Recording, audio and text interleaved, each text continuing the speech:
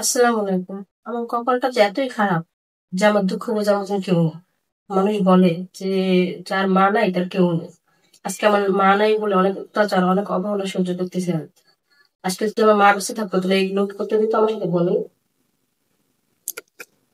আপু, আপনার নাম কি? আপনি মূলত এসেছেন আমাদের কাছে বিয়ে জন্য, তাই তো? কোনো ভাই যদি আপনার সাথে যোগাযোগ করতে চায়, কিভাবে যোগাযোগ করবে? সুপ্রিয় দর্শক, এই মুহূর্তে স্ক্রিনে একটি নাম্বার দেখা যাচ্ছে। নাম্বারে ইমো হোয়াটসঅ্যাপ দুটোই আছে। আপনার কেউ যদি শেফালির দায়িত্ব নিতে চান, শেফালিকে বিয়ে করতে চান, শেফালির একটা ছবি স্ক্রিনশট মেরে পাঠিয়ে দেবেন, সাথে ভয়েস করে জানিয়ে দেবেন আপনি কোথা থেকে বলছেন। আমরা শেফালির সাথে যোগাযোগ করিয়ে দেবো। অযথা কোনো ভাই ফোন কল করবেন না, তাহলে আমরা ব্লক করে বাধ্য হব। শেফালি, আপনার বর্তমান বয়স কত? 23 বছর। আপনার ফ্যামিলিতে এখন বর্তমানে কে কে আছে? আমার বাবা আছে, সৎ মা আছে, দুটো বোন আছে। সৎমা অনেক অত্যাচার করে? অনেক অত্যাচার করে। কেন, এলাকা থেকে কোনো বিয়ের ব্যবস্থা হয় নাই? বিয়ের ব্যাপারটা হবে কিভাবে? যৌতুক চাই, সব লাগে কখনো যৌতুক দিবে? ওনার মেয়ে খারাপ। সৎমা যৌতুক দেয় না, এই জন্য বিয়ে হচ্ছে না, এই জন্য আপনি ক্যামেরার সামনে এসেছেন, তাই তো?